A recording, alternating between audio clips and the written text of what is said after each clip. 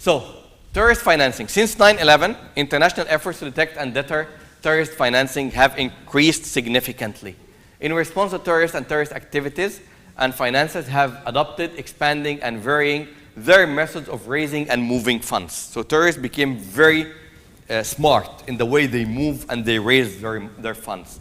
Consequently, this requires increased innovation and vigilance by law enforcement and financial institutions. You need to put more and more efforts now to understand their wicked ways of thinking and wicked methods of raising and moving funds. Beginning in 2002, F Atf began issuing guidance to identify techniques and mechanisms used for terrorism financing.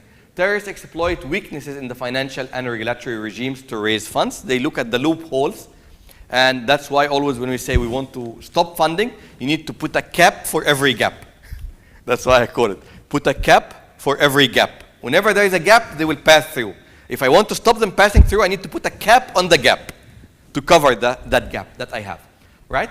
So they circumvent formal channels to avoid detection and exploit new technologies and tools to transfer resources. That's why there is a heavy war now against the virtual currencies, bitcoins, and the Ripple, and all these virtual currencies, because that's something that they can heavily use to finance terrorist activities. Prepaid cards, prepaid access, again, was used for the Paris operation. Money laundering always involves proceeds of illegal activity. The purpose of laundering the illicit proceeds is to clean and give it a legitimate appearance. So we mentioned what are the differences between money laundering and terrorism financing. Now we need to mention what are the similarities, which is very important, between money laundering and terrorism financing. Three main similarities at the bottom here of the slide. Both must develop sources of funding. Both they must find ways to fund. And both they must develop means of moving these funds. And both they must develop means of laundering these funds. So these are the three similarities between terrorist financing and money laundering. So again, this is very important. So as we knew what are the differences, what are the similarities? These are the three main similarities down. Okay? Any question? Great. So how can they use different ways of moving the terrorist fund? They can use cash smuggling, traditional financial institutions, money changers, underground banking, which is hawala, misuse of charities, misuse of informal banking system, black market, smuggling of bulk cash, trafficking in precious metals and stones, use of trade-based money laundering. All these are ways of moving money or value across the world, and they can use that for moving the terrorist funds. Okay? Ready for some sample test questions? Yes? Good to go? Okay, question number 1. You have 1 minute.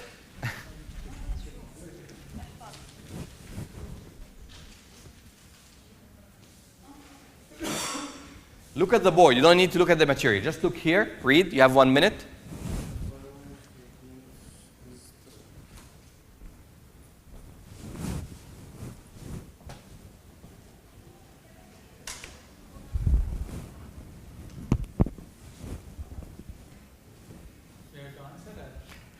Just 1 minute, and then we'll take the answers, so that other people also will think.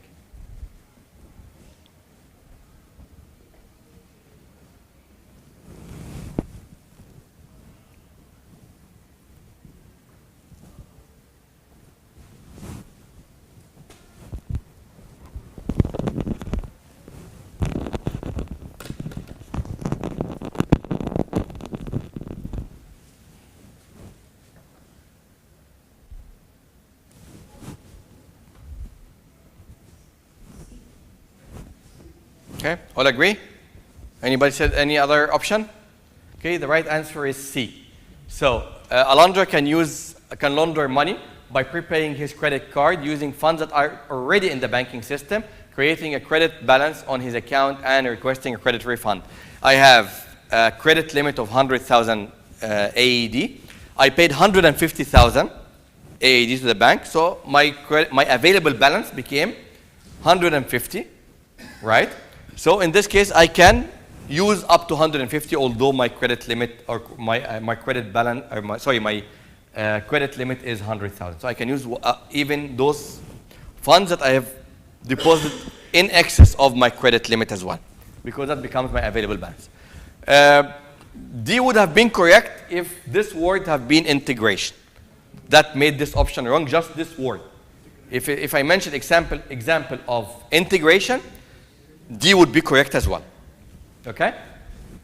Credit cards are not likely to be used. No, credit cards are likely to be used for money laundering because of, and there is no restriction in cash payment in this case. Credit cards are effective instruments for laundering money because the transactions do create a paper trail. I even told you why the other options are wrong. Okay? Question number 2. There you go. What is PTAs? Why they are vulnerable to money laundering?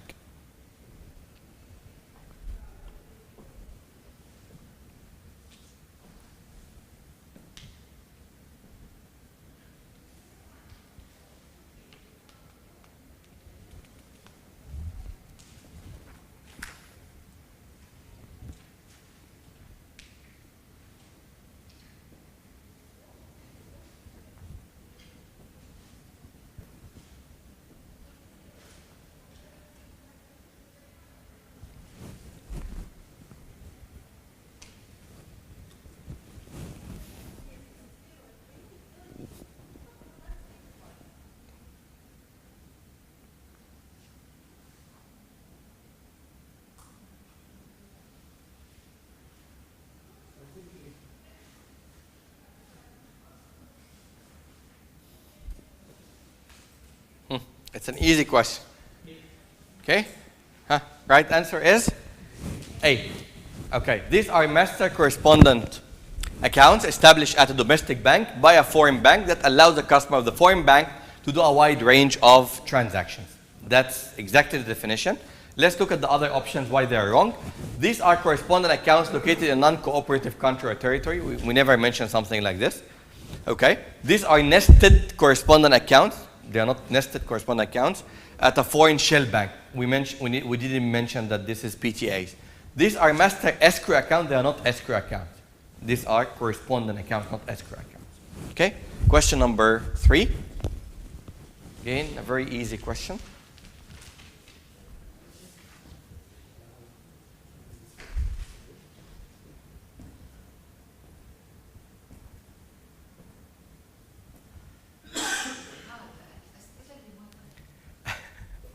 The tricky ones. So here you have 2 right answers. That's why they're giving you a combinations of 2 right answers. Refining is changing small denomination currency into large denomination currency. بيسموه التجميد تصحيح عكس التخريد. لما تطلبي خردة تدي مثلا 100 درهم تاخدي خردة. لما ادي بقى 10 دراهم وعايز 100 درهم بصحح. يعني من 10 دراهم واديني مبلغ يعني نوت اعلى. B ولا D? B as in boy or D as in daddy? B as in boy.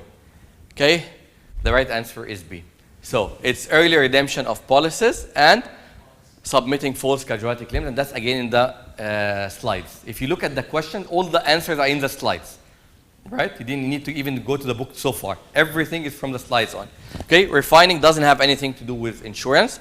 Policy price manipulation, you cannot do any price manipulation on the insurance policy because the prices are fixed by the system. But you can submit false claims and you can do an early redemption of the policy if it's a life insurance policy, if it's a single premium. In this case, I can do an early redemption of that policy.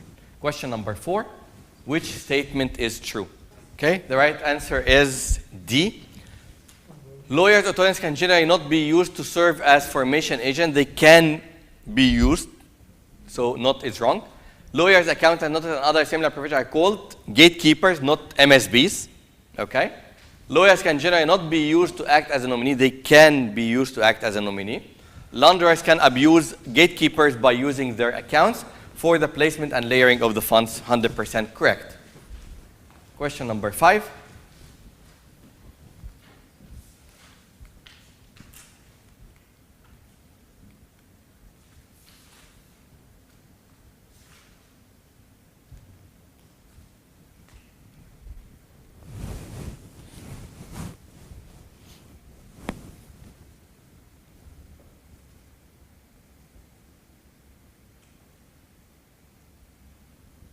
again from the slides.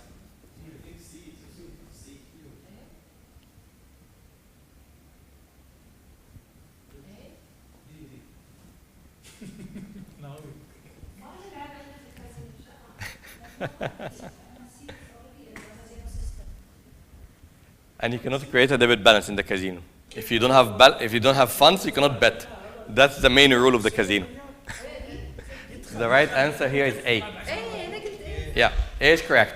Okay, so asking for a winner check, as I said, I gave you the example that you take the tokens, you go, do minimal betting, you come out, you ask for the check to be made in the name of a third party or without the nominee to the bearer, sheikh لحامله. Okay, that can be done. Okay, and we mentioned that a check from a casino in the US is a check from a respectable place. It's same like a check from the bank. Here the confusion was in the winner checks. Actually, yeah. It can be like others also, but it is winner checks here. Yeah. It may be just the tokens. Yeah, but he won here in this case, so he was lucky, right? Abusing casinos by circumventing its gatekeepers. There's nothing like this. Prepaying a casino token or a chip by using funds that are already in the casino system, creating a debit balance. General rule of the casino, you cannot create a debit balance in the casino. If you don't have money, nobody will allow you to bet. You cannot be cashless, bankrupt, and you go and do betting. You cannot. Nobody will allow you. So C is wrong. Requesting a high volume of cash turnover casino is a DNFBB, designated non-financial business and profession. It's not there's no cash turnover in the casino. It's a non-cash, non-financial institution. And we're doing it in a form of check. So D, the word cash turnover made D wrong. Okay? ها؟ تو جبتها بالظبط. طيب دي طبعا this is a very easy example of recall type of questions where you know the definition, and refining of course is small bills into large bills. To be able to see if you recall, like you studied, you memorized. Yani part of the exam test. Okay, how they launder money like this. Okay, fine. Let's say today I have a large amount of money and I want to launder it. I'll go to Mashreq Bank, okay? I'll take this money in small denominations, like, you know, tens, 20s, hundreds, and I will tell them I want to refine them, give me 1,000 bills. Because it's a large amount, the bank will take a charge because they will do this. They will give me a receipt. I will go to the bank next door with the same receipt. They will ask me where the source of funds. I will tell them it's from Mashreq Bank. You got the point? So I took Mashreq Bank as a step just to reach for this receipt to do the refining. When I go to Bank B, they will ask me where the source of funds. I say it's Mashreq Bank.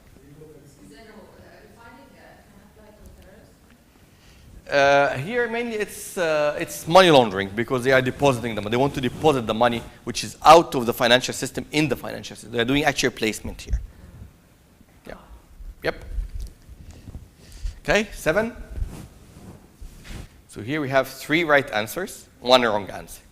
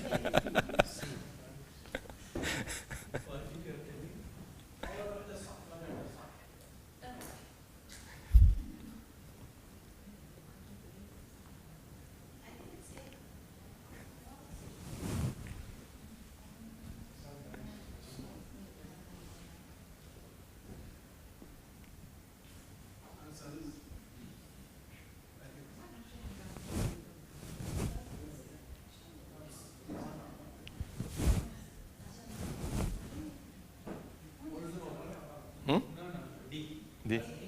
The right answer here is D. Okay? Let's take it one by one.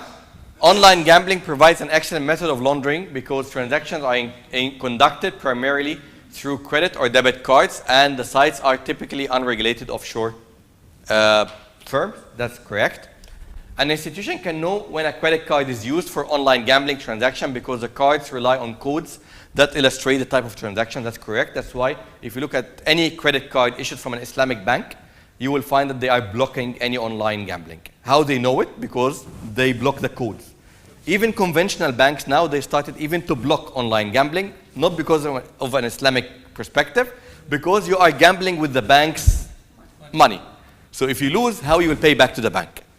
And as we mentioned, the casino, you cannot gamble if you are having a debit balance. So in this case, banks do it just from a credit perspective, not to lose their own money, and the client will default at the end of the day. So how they identify it? Using these codes of the transaction. So 2 is correct.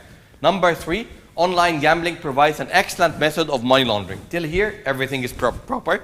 Because it lends itself to any type of cash movement. There is no cash movement. You are doing it online. It's an online gambling here in this case. So cash movement is the wrong thing. And there is no face-to-face contact with the customer. That's correct. No face-to-face is correct. So the word cash movement caused option 3 to be wrong. Number 4, some banks do no longer allow the use of credit cards online gambling. I just mentioned that even the conventional banks don't allow you to bet with the bank's money. 8.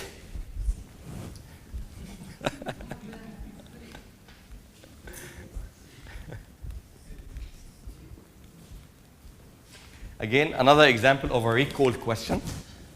Just memorization. There's no art here. There's no, just whether you know or you don't know. Okay, the right answer here is C. It's a straightforward thing. What's the definition of predicate crime? Lawful, I don't need to continue. Wrong. It cannot be lawful. A crime cannot be legal. Okay, the crime committed by anybody. I'm not going to specify.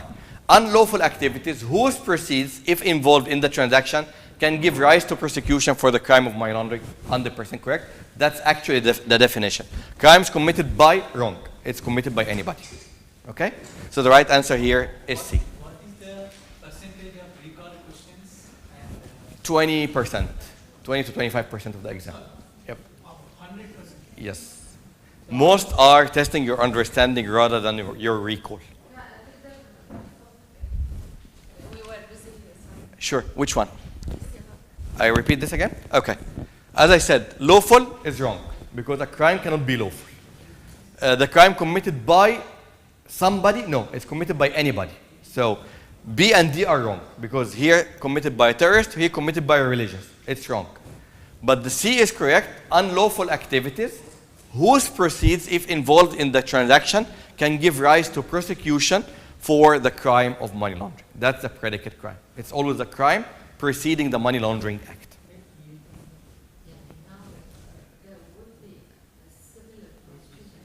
Yes. These are real exam questions. Not similar. These are questions that already came in the exam. So you may go and find the same question in the exam. It's an exam question. Okay? I'm part of the exam committee. So I participate in putting the exam. So these are real exam questions. So this time are you participating? I am. You don't want me, trust me, to participate because my questions are very difficult. So you should pray that not much of my questions come in that exam. Because I always get a feedback from ACAMS that many of my questions, 75% of the people answered it wrong. And they asked me to make it a little bit, relaxed. Yeah. But for me, at the end of the day, I'm testing your understanding, whether you understand the concept or you don't. It's not just to make your life difficult. Not to make your life difficult, it's just to test your understanding. That's why it's very important to understand the terms. And as you can see, when I'm going through the slides, I'm going through between the lines. Like, what's the difference between an outcome of a crime or participating in a crime? Most of the people, 99%, they just overlook it. These small things create the difference between a person who really understands the concept or a person who's just studying for the exam. I don't want the person to study for the exam. I want the person to study, to understand the concept, to be able to apply best practice. That's what we look for. Okay, so now we're going to move to chapter 2, which is international standards of money laundering compliance. And again, this chapter is where there is the most memorization required. So you need to exert lots of effort here in memorizing many terms. I will try as much as possible to make it very easy for you to memorize through making it easy to understand. If you understand, it becomes easier to memorize. Okay? But here, there are lots of concepts that needs to be recalled in the exam. Okay?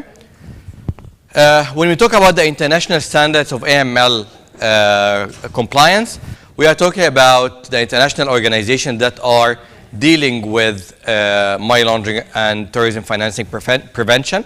The first and the most important one is the Financial Action Task Force, or the FATF. Then we have the Basel Committee on Banking Supervision. We have the European Union Directives on Money Laundering. We have Wolfsburg Principles. We have the Egmont Group of Financial Intelligence Units.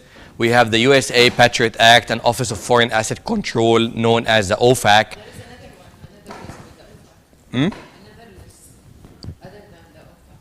There are lots of lists. There is the Homeland, there is IRS, there is SEC. There are lots of lists. SEC, yeah, Securities and Exchange Commission, yeah.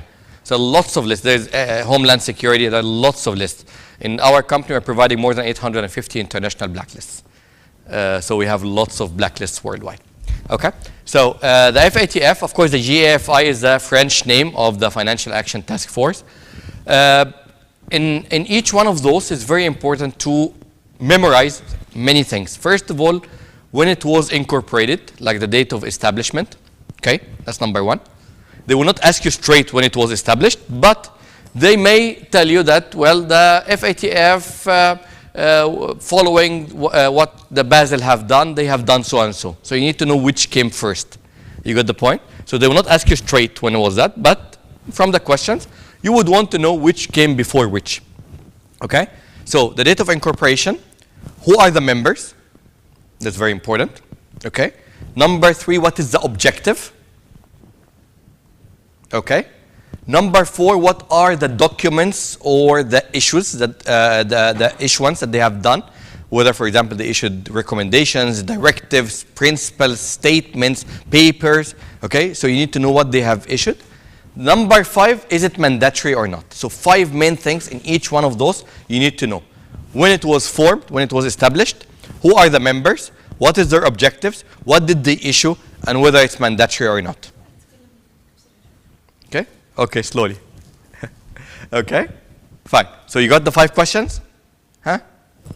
Date of incorporation? Who are the members? What is the objectives? What did they issue? Is it mandatory or not? Great? Okay. FATF was established by the G7 summit that was held in Paris in 1989. That answers the first question. When it was established? 1989 in Paris. Yeah, who are the members? Still. This is just the first question, okay? The FATF is a policy-making body. That's very important statement. FATF is not a regulator, is not a prosecutor, is not an association. It's a policy-making body. Not association, not prosecutor, not regulator. So it is a policy-making body. This is very important. Okay? Right. So the definition of the FATF, the Financial Action Task Force on Money Laundering, FATF, is an intergovernmental body whose purpose is the development and promotion of national and international policies to combat money laundering and combat terrorism financing. That's the definition. Flashcard. Okay? You need to memorize that. Okay? So in the exam, I can get you this. I can change one word. So I will tell you. The FATF is an intergovernmental body whose purpose is the development and promotion of national policies to combat money laundering only. Wrong. National and international. Okay? The promotion of national and international regulations. Wrong. Policies. Okay? So each and every word here, that's why, as I said, they will not tell you define because it's a multiple choice question. But they'll give you 4 options. Each option will have 1 word wrong.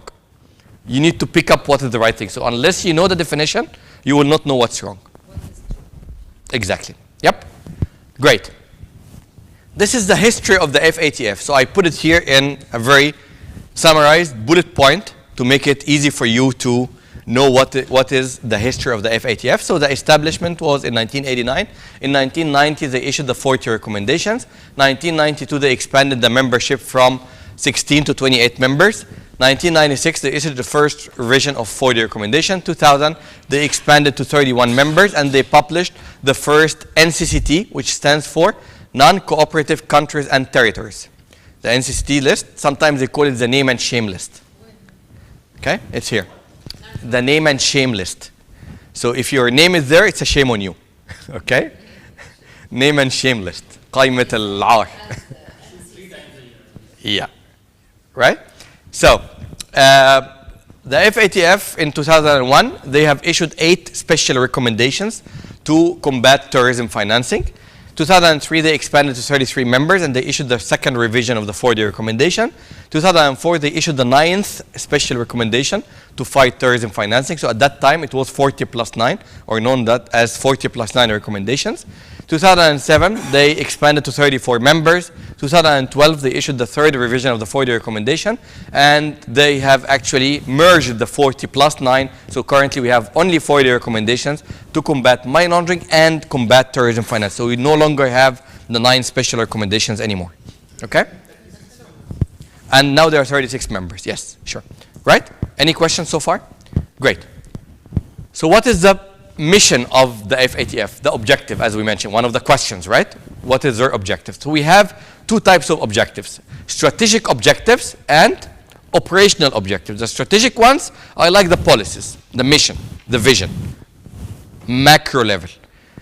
The operational are the procedures, the micro level, in details, what they need to do. So let's take the strategic goals as a start. So among their strategic goals is to establish international standards for combating money laundering and combating terrorism financing. That's among their main objectives. Ensuring global action to combat money laundering and terrorism financing. How they do that? Through getting more and more members, through spreading the AML message worldwide. Ensuring that the F Atf members have implemented the entire revised 40 recommendations in an effective and efficient manner. Promoting more memberships. We need more members on board. The more members we have, the better it is. Enhancing the relationship between the F Atf style regional bodies, known as FSRP, offshore group of banking supervisors, OGBS, and non-member countries.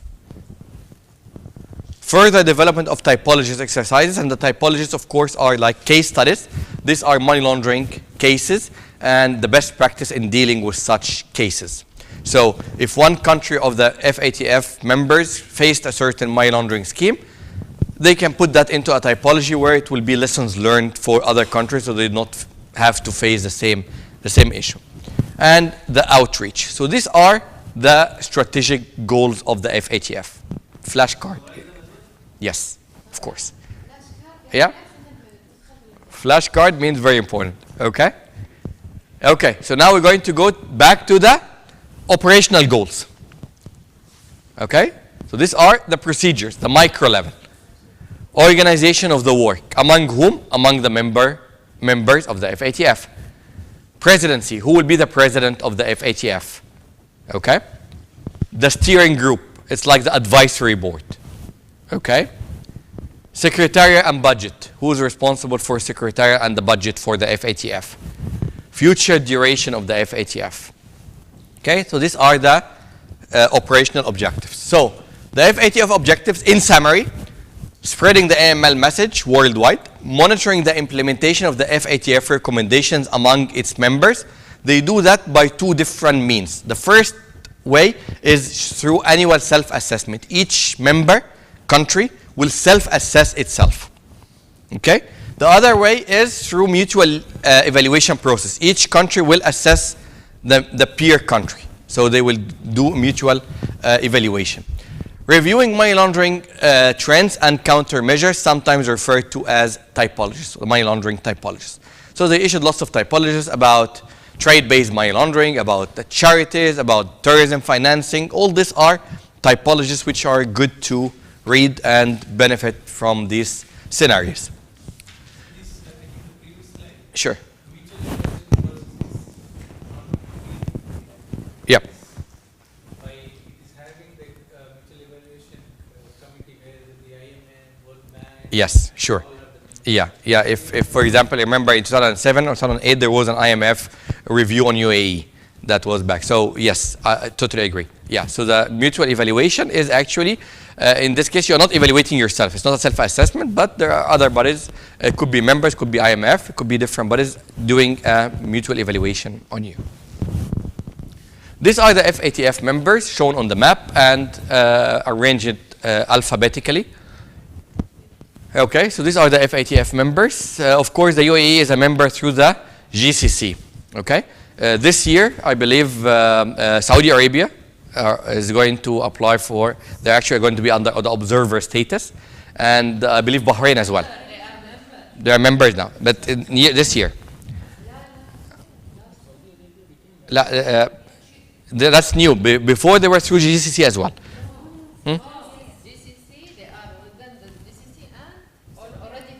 Yeah, but recently, not from the start. That's recent.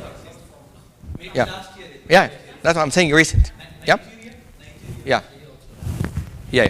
This year they added Indonesia as they will consider 3 years. They need 3 years. They need 3 years. Yes, we will talk about this 3-year period. Yes, right. Okay. 3-step membership criteria.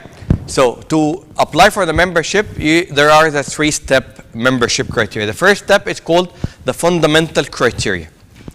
In this step, strategic importance of jurisdiction based on quantitative and qualitative indicators, like the size of the GDP, size of the banking sector, impact on global financial system, etc., etc. So these are factors they take into consideration under this criteria. Then you have step number 2, technical and other criteria. In this case, they provide written political commitment, and that's a very important thing. Endorse and support the F Atf 4-day recommendation. You cannot be a member and you are not complying with the 4-day recommendations. That's a very important thing.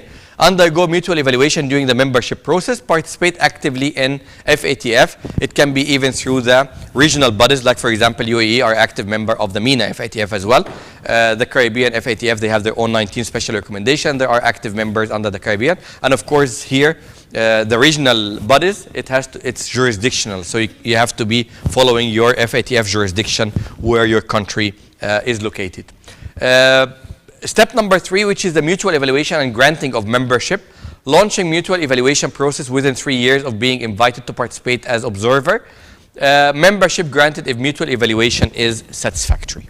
So this is the 3-step approach to the membership criteria. That's again very important. In the exam, they will ask you lots of questions about this. So again, flashcard. I'm telling you, here everything will be flashcard. You will find me in each and every slide, I'll tell you flashcard. This is the chapter where you would do lots of memorization.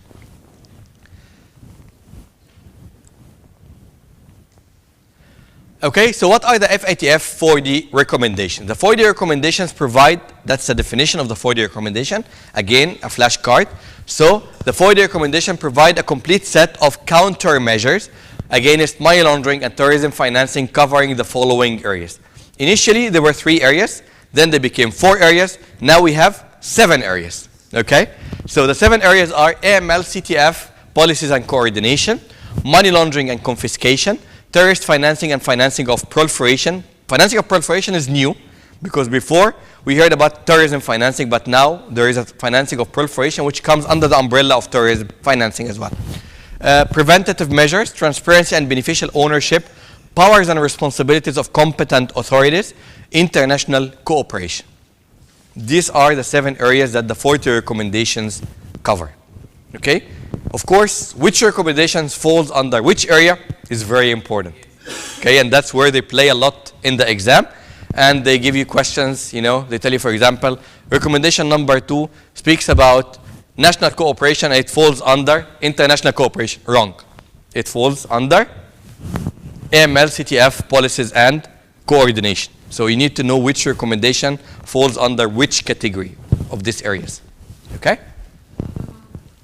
Huh? This one, yes, I need to replace it because of the animation. I actually was supposed to split it, but I will replace this page for you. Okay? Though not binding, and this is very important, so that recommendations are not binding. They are not mandatory. Okay. I'll give you some questions, true or false, to check. Okay, the F Atf recommendations are binding. True or false? False. The F Atf recommendations are binding for the member countries. True. Members, it is mandatory. Okay? The F Atf have issued a paper in October 2014 about the risk-based approach. That paper is mandatory for the member countries.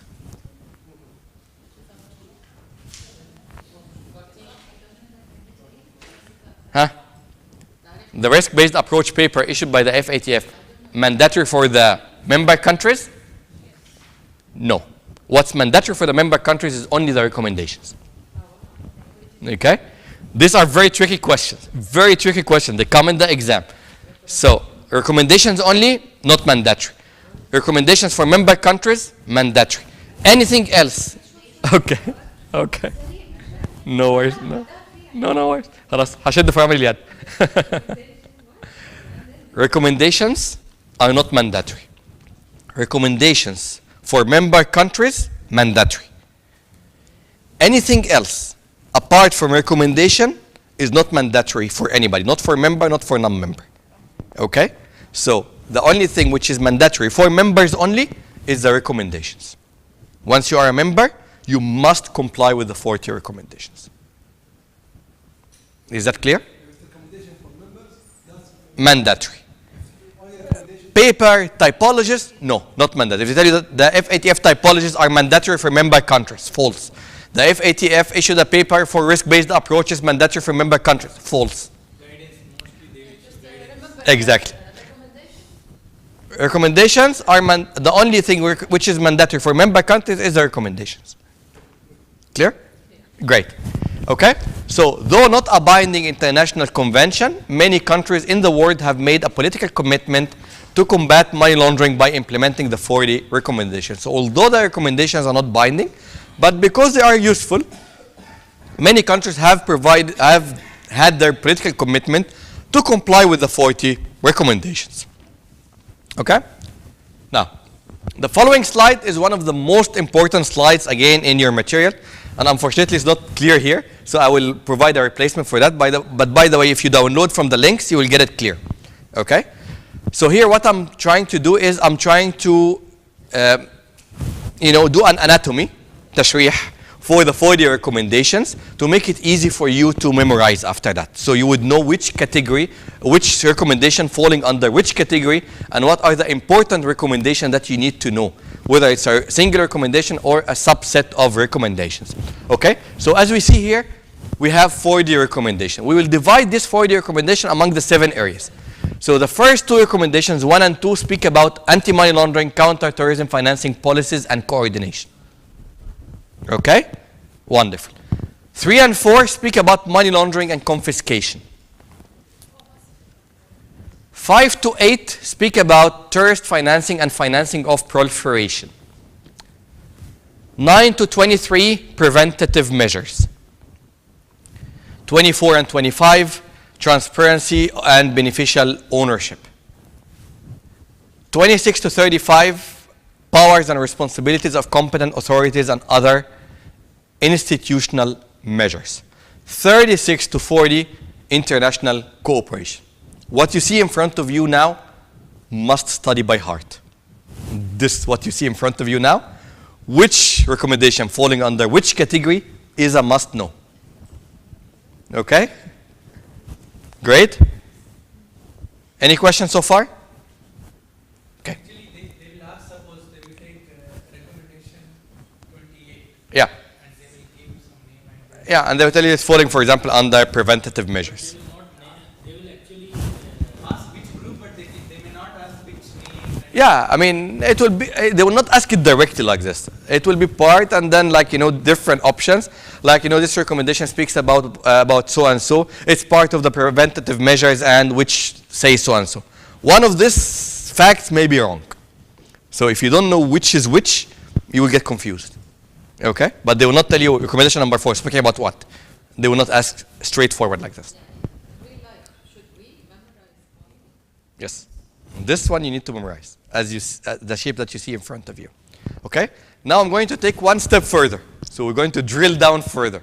Okay? So we're going now to take some key recommendations in addition to some set of important recommendations. These are 40. 40 is there. Okay? Very important. Okay, so let's take recommendation number 1. Recommendation number 1 is a brand new recommendation. It was not part of the 40 recommendation, nor the 9 special recommendations before. It's a brand new recommendation. And this is where they said assessing the risks and applying a risk-based approach. So, and that's new. And that's why many banks nowadays are changing their AML system as part of their AML program, because many banks were applying the rule-based AML monitoring system. That's why they are no longer compliant. If you don't have a risk-based approach, your AML examination will be unsatisfactory. You cannot tell me I'm doing my due diligence and I don't have a risk rating for my customers. I'm not going to accept that. It's no longer acceptable. Okay? So assessing the risk and applying a risk-based approach is recommendation number 1. That's the fundamental. Based on that, we're going to build all the remaining of the work. So risk metrics, risk-based approach is a must. Okay? For everything, even for regulators, for everything, when you're dealing in this field, you must apply a risk-based approach. Even you as a regulator, you risk rate your financial institutions, right or no? So everything has to be a risk-based approach. If it starts like countries should apply. Of course. So Yep. Then it drills down. Setting the tone at the top and then you drill down. Yeah. Okay, recommendation number 2, which again comes a lot in the exam. They will tell you recommendation number 2 speaks about national cooperation and coordination as part of category number 7, which is the international cooperation and coordination. No, it's wrong. And why this? Because here is national, not international. That's the key difference. So that's why they always confuse it with the last category, because many people memorize that 36 to 40 is talking about the international cooperation. So once they see cooperation, they say, yes, it is actually part of the last category. So national cooperation and coordination. That's all what you need to know about the first category, which is AML CTF policies and coordination. Any questions so far? No. Okay. The rest, I mean, now for example, if I don't look at it, I can easily memorize it. So assessing the risk and applying risk-based approach, national cooperation and coordination. Number 3, once you remember the category, you will find it very easy. Number 3 is the criminalization of the act. So for me, when you talk about money laundering and confiscation, of course, the first thing is to have a crime named money laundering. So number 3, without looking, I'm here with you, I'm not looking at anything. Number 3 will be the money laundering offense. Here you go. So criminalizing the money laundering act. If I criminalized, I need to prosecute. That's logic. So recommendation number 4, without also looking, will be the confiscation and other provisional measures. The punishment, the prosecution. Okay? The same thing will apply for the next category. So number 5, definitely is going to be terrorist financing offense. Here you go. What is SR2? That was special recommendation number 2 before. So this one was one of the 9 special recommendations in the old categories when it was 40 plus 9. Okay, so if I criminalize terrorist financing, I need to prosecute. So targeted financial, number 6, without looking, targeted financial sanctions against terrorism and terrorism financing, which was SR3. That means it was special recommendation number 3. Okay, see, I'm memorizing without looking.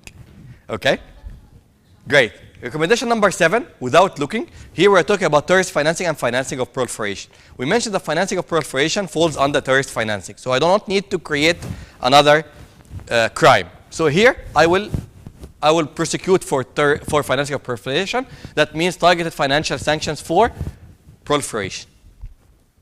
Again, without looking. So again, everything is going very easy till now. Number 8, what would be remaining? How these people raise the money? Non-for-profit organizations. So if I go back from the beginning, we can easily memorize from 1 to 8. Very easy, very simple. Number 1, assessing the risk and applying a risk-based approach. Number 2, national cooperation and coordination. Number 3, money laundering offense. Number 4, confiscation, other provisional measures. Number 5, terrorist financing offense. Number 6, targeted financial sanctions related to terrorist financing. Number 7, targeted financial sanctions related to proliferation. Number 8, non-for-profit organizations. هي قصة هي جميلة. It's very easy. Number 9, bank secrecy laws. Here, financial institution secrecy laws, without looking. So it's very easy. So financial institution secrecy laws, that's part of the preventative measures. So now we are talking about preventative measures. The first one is the financial institution secrecy laws. Okay? So again, yeah, I mean, you need to balance between the secrecy laws and the requirement for filing STRs. And applying secrecy law, that means you cannot discuss as a financial institution confidential information among each other. So banks should not talk to each other. Otherwise, they need to talk to prosecutors and regulators rather than talking to each other. So I cannot, for example, as a head of compliance in one bank, pick up the phone, call my friend who's the head of compliance in another bank, and ask about a customer who may be joined between our banks. This is very serious. So here, there is a bank secrecy law, but that should not stop the STR. So there is no conflict between filing suspicious transaction and the bank secrecy laws. And the higher the secrecy laws, the more difficult it is to report STR. That's why we mentioned in tax havens or offshore, the AML laws are relaxed and the secrecy laws are very high. And that's why criminals love these places. Okay? So until now, everything is easy? Very easy. Okay, then we will take now recommendation 10 and 11, which speaks about customer due diligence and record keeping. And because recommendation number 1 was assessing the risk and applying a risk-based approach, that means definitely here, when we do the customer due diligence, we need to do it a risk-based due diligence. So we have different levels of due diligence based on the level of the risk of the customer. I normally put it as 4 main types of customers. There is customers who are extra high risk. That means this customer should be rejected. That these customers are beyond my risk appetite. That these customers I cannot accept at all. Sanctioned on the terrorist list. I cannot accept these customers. So reject. So rejected list of customers. Extra high risk customers. Okay? Then high risk customers. Although they are high risk, but I still can accept these customers, but I need to do an enhanced due diligence, EDD. Okay? I will mention lots of examples about that. So not only PEPs, I mean PEPs, SEPs, financial institutions, gatekeepers, construction companies, service providers, charitable organizations, a lot. Okay? EDD. Then we have the moderate risk customers, which we do CDD, or customer due diligence, the normal CDD process.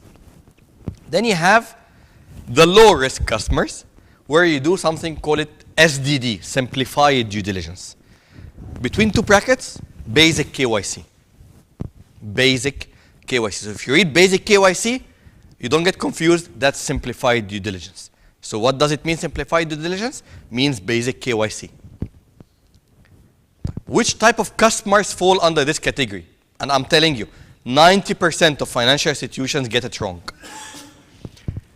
First thing, I ask people, whom do you classify as low risk customer? They will tell me, well, a housewife, a student. Wrong. You cannot classify this as low risk because low risk is exclusive for a certain category of customers. Government organizations. Exclusive. And period. Don't mix anything. If I have today the account of Ministry of Defense, what are you going to do? Basic KYC. What's basic KYC? This account is for Ministry of Defense. And you put a full stop. And you pull the handbrake. There's nothing else you can do.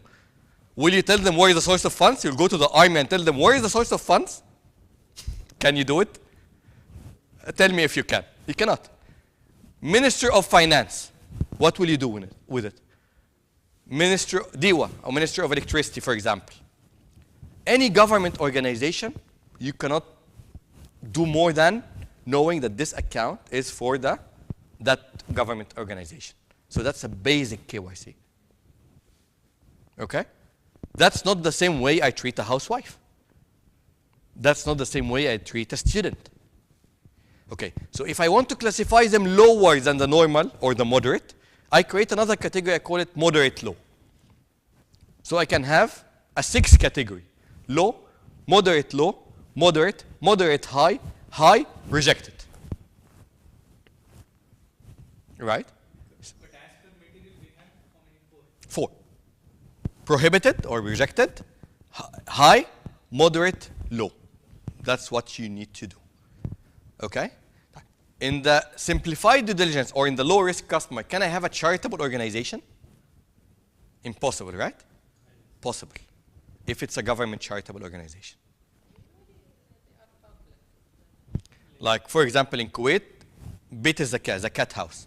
That's a low risk. If you have government charitable organization, that's a low risk. Again, this will come heavily as a case study. Build the risk matrix, and you will find a charitable organization, and they will tell you, like, this charitable organization is a fully governmental charitable organization. Low risk. What do you need to do? I know that this is for the cat house or the government charitable organization, and put a full stop. Nothing else needs to be done. Because I trust the government. So there is no further work I can do. The country is not the high risk. You talk about your own country. That's something else. High risk. Actually, what happens the charitable or the jurisdiction may be listed on the sanctions list of another country. Yeah, I'm talking about my own country. Like the UAE, government charitable organization is low risk. You will not do anything. But let's say it could be the government charitable organization of Somalia. High risk for me. Because Somalia government itself has a big question mark, right? Or Nigeria. Would you put the government charitable organization of Nigeria as low risk? No way. I'll put it as extra high risk even, right? As a financial institute, if you're dealing with governmental charity organization, won't you go to know about more of board of director, who's running these?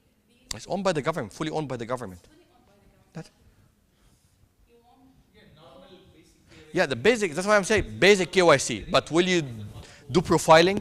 Will you tell them that there was an increase? Where is this money going from? Where is it coming from? We will not do that, right? It's government. That's it. Finished. But you would get the information that's required for that account. That's it. Okay?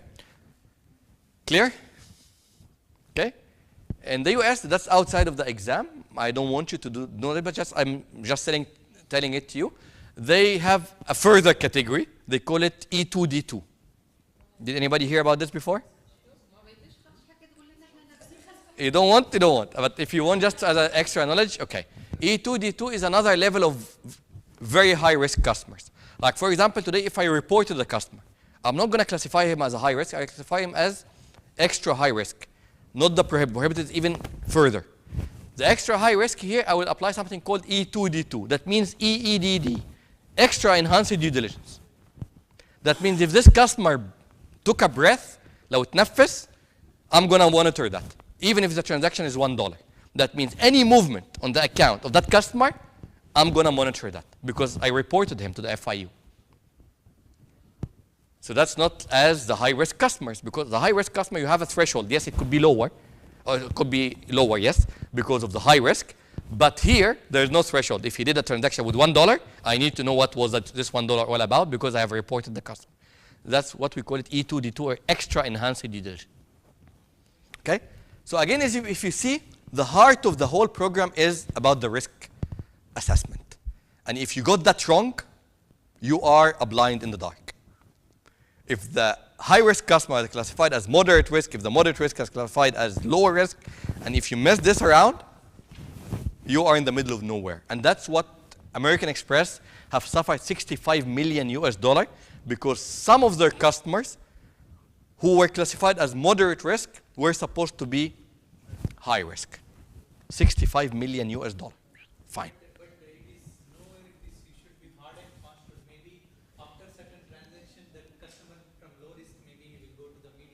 Yeah, that's all fine. But there are certain constants, you know.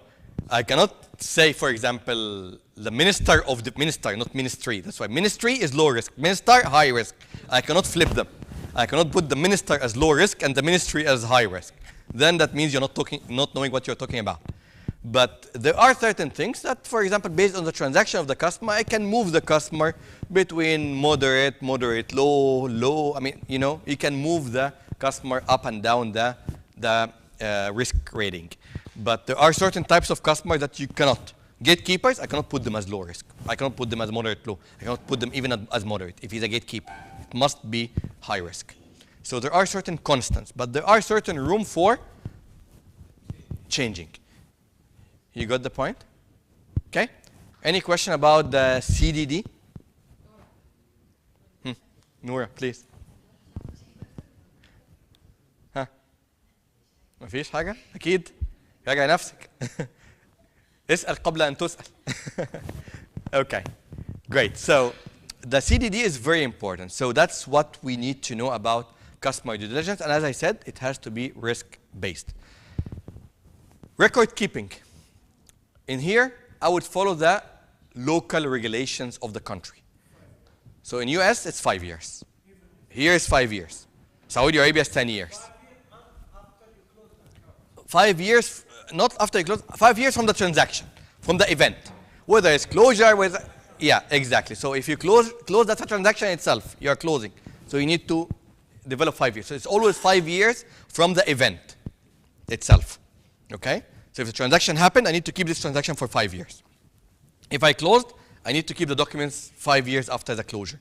So it's always 5 years from the event, not to go and say each and every event. So it's 5 years from the event, always, okay? It's not that simple if the bank is transacting in a cross-border context, like a bank like HSBC. The main head office in, let's say, in Jersey Islands, they have a branch here, they have a branch in Saudi Arabia. Saudi Arabia says 10 years, maybe Jersey says 5 years, here say 5 years, so what do?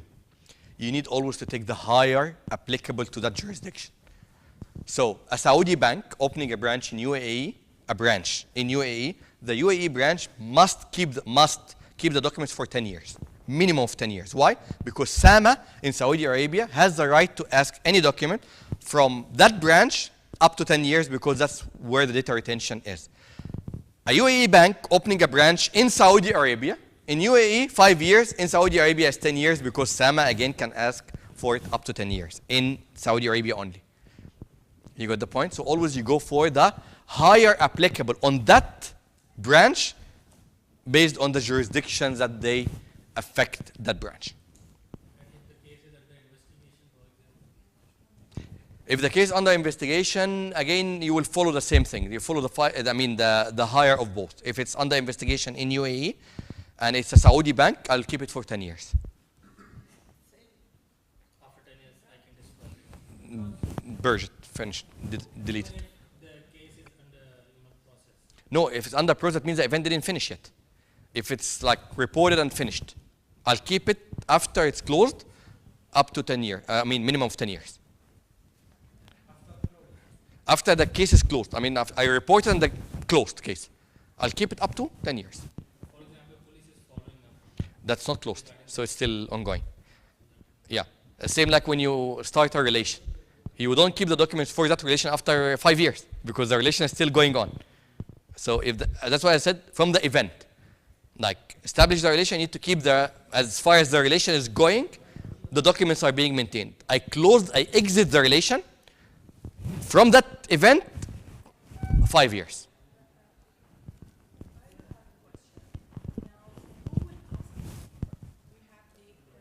Saudi branch and Saudi company and UAE branch. And the account which is held in UAE is the operating account. Right. Does the HSBC or the authorities in Saudi Arabia ask the main office there to collect information? Yes, they can ask, yes, from a transaction, details of transaction for that branch from the main head office. It will not contradict with the laws here in the country No, it's not. because they're providing the information of the Yeah, but that's the same bank. Same bank.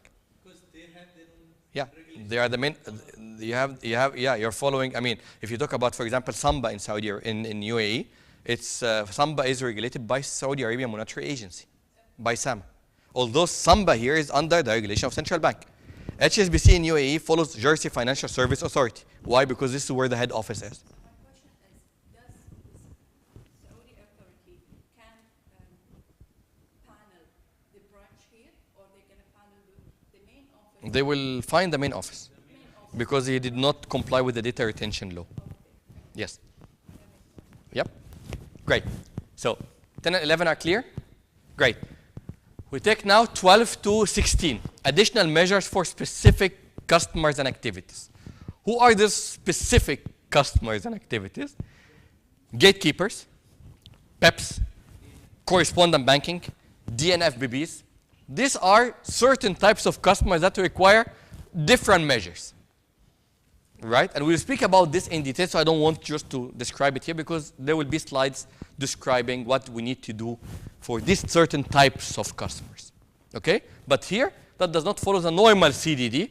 There are certain requirements by the regulations, okay? 17 to 19, reliance, controls, and financial groups. Again, can you rely on controls by different financial groups or not? Again, we will be discussing that into details in the upcoming slides. 20 and 21 is reporting of suspicious transactions, STRs and SARs. In the US, of course, they're a little bit different than here. So here we have STR only. There they have STR and they have SAR. They have both. And these are different. So if you report an SAR as an STR, wrong. And if you report an SAR as an STR, wrong. So STR and SAR are different. Do you know the difference? Okay. STR, suspicious transaction report. I'm suspecting a particular transaction. Example. Average turnover, average profile of a customer is 5,000 dirhams. He received a deposit of 1 million without banking justification, without documents, without anything. In this case, I'm going to file an STR. Why? On this 1 million. Specific transaction. Okay? That's STR. SAR, suspicious activity report. Customer's salary is 30,000. He deposited 10. Is there a problem? No. He withdrew 10. Is there a problem? No. He deposited 10. And he's doing that on a daily basis. 10 in, 10 out. 10 in, 10 out. Total at the end of the month, 100,000 or 300,000. Is there a problem? Yes, there is a problem. In which 10? Not in any one standalone. In that pattern, equal debits and credits. That's an activity. So you're not suspecting a certain particular transaction, but you are suspecting a pattern. Equal debits and credit. Multiple people operating on the same account. Pattern. Customer having 85 power of attorneys. Pattern. Not a certain transaction in particular. So that's called a SAR. SAR. You got the difference? So if it's a SAR, you need to file an SAR. If it's a suspicious transaction, you need to file an STR. Okay? And they're very particular about this in the US. Okay? Another difference, here in the local law, once you suspect, you must report. Right? There, once you suspect, you are given 30 days from the date of suspicion to report. Both STR or SAR. Once you suspect, once I write that I suspect, you have 30 days after the suspicion. Extendable to 60 days. Extendable to 60 days. So you have up to 2 months. Yeah, but during that time, what You are doing your investigation work. And that's why I would say less than 5% of MLROs go to that extra 30%. Why? 30 days. Why? Because FinCEN will be very strict with them. What have you been doing for the last 40 or 50 days. Where is your work? They cannot sleep. They say, okay, we have up to 60 days, so we'll go on the 59th day and we'll start our work and then report. We are within the 60 days. No, you need to demonstrate that during this period you have been doing procedures, investigation. If you don't, then you are in trouble. Okay? That's why, as I said, less than 5% elect to go for the 60 days. And by the way, they can even go up to 90 days. But to go for the extra 30 days, you need a written approval to extend up to 90 days. That means you are dealing with a very complicated and complex case. You share it with the prosecutor, the defense, and tell them, well, I'm not able still to get what you want. Only if they give you a written permission, you can extend to 90 days. After 90 days, no hope. You cannot get any further extensions. That's the maximum limit. The exam will touch on these dates, how to apply. Yeah. Yeah. So, as I said, by default, it's 30 days from the date of suspicion. That's what you need to know. The others are extras. They will not go that much, but you need to know that 30 days from the date of suspicion. Don't apply the UAE that once you suspect, you need to run a report. No, that's not the case there. So that's why here, normally, if I'm still don't want to report, I normally don't use the word suspicious. I can say unusual. It's still an unusual transaction, not yet suspicious. To start, if I still need to do some work. But once I use the suspicious word, I need to be writing my STR. There is no other way. But there, no. They can use suspicious, and they keep on investigating beyond that suspicious time for up to 30 days. That's a major difference. You got the point? And that's why their STR is different than ours. Their STR is a booklet. You need to do lots of work. That's why they're giving you 30 days, not to relax by the sun. No, this 30 days would be hard work. It's a hard work. Okay? Great. Any questions? Great. So that's 21 and 22, 20 and 21, sorry. Talk about reporting of suspicious transaction. The previous numbering was much better because it was recommendation number 13. And 13 is always the unlucky number of the US. So that's why it was easier to remember. In the US, you'll never find the number 13. Not in a road, not in a floor, not in a room in a hotel. You will never find 13.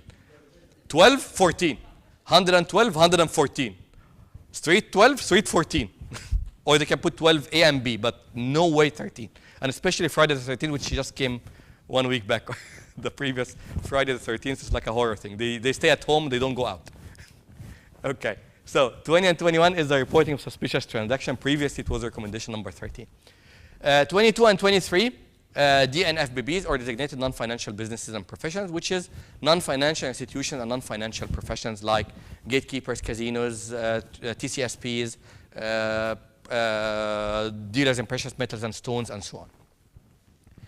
24 and 25, there's nothing much to add here except the transparency of beneficial owners and legal persons and legal arrangements.